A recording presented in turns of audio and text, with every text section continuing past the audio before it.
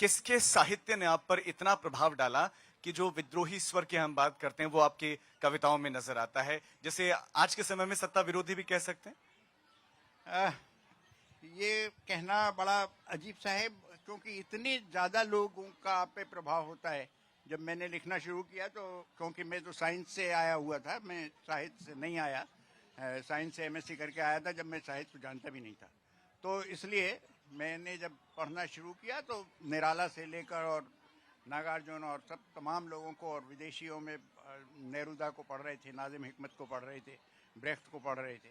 तो ऐसा एक साथ बहुत सारे लोगों को जानने की कोशिश कर रहे थे, क्योंकि एक ख़ास वक्फे के बाद में साहित्य में आया था, तो बहुत सारा एक साथ पढ़ना ज़रूरी था। तो किसका असर होता है, यानी आप पे बहुत सारे लोगों का असर होता है, किसी एक का असर नहीं होता। पर निश्चित है कि बहुत सारे लोग, क्योंकि हम लोगों के परिचित रहे, वेणुगोपाल जब भोपाल में आए जो सबसे पहले मेरे मित्र बने, और वो नक्सलबाड़ी आंदोलन से आए थे और गिरफ्तार किए गए थे कागज नगर में। उसके बाद उन पे केस वेस चला और उसके बाद वो भोपाल आए थे। तो उनका एक अलग जलवा था, उनका एक बहुत ही आकर्षण था। तो उनसे जब दोस्ती हुई तो एक तो उनका बहुत गहरा असर मुझ पे हुआ।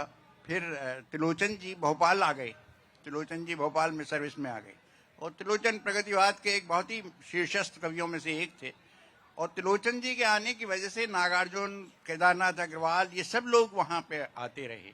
तो इन सब का एक तरह का असर हम लोगों पे हुआ, जो उस समय भोपाल में आए या भोपाल में आते रहे। जो अपराधी नहीं होंगे वो मारे जाएंगे। सारी कविता मैं आपसे सुनूंगा। फैज अहमद फैज लिखते हैं कि बोल के लब आजाद हैं तेरे, लेकिन आपने तो लब आजाद कर दिया। आपने कहा कि जो इस पागलपन में शामिल नहीं होंगे वो मारे जाएंगे।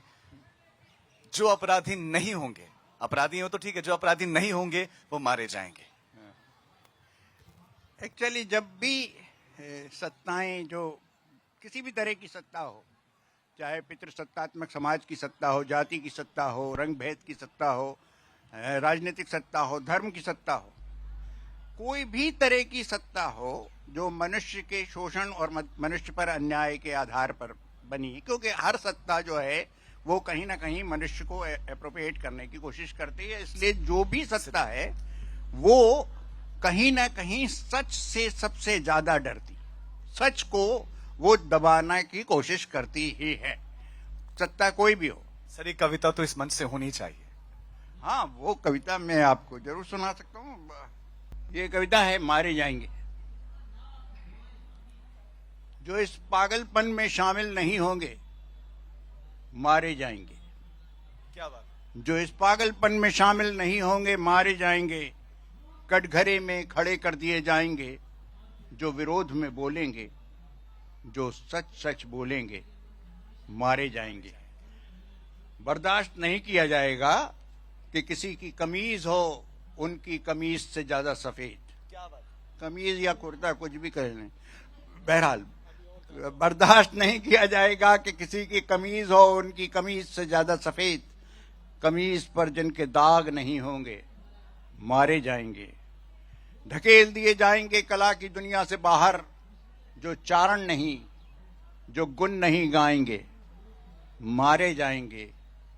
धर्म की ध्वजा उठाए जो नहीं जाएंगे जुलूस में, धर्म की ध्वजा उठाए जो नहीं जाएंगे जुलूस में, गोलियां भून डालेंगे उन्हें, काफिर करार दिए जाएंगे। सबसे बड़ा अपराध है इस समय निहत्थे और निरपराध होना। सबसे बड़ा अपराध है इस समय निहत्थे और निरपराध होना। जो अपराधी नहीं होंगे मारे जाएंगे। क्या बात है, जोरदार तालियां होनी चाहिए।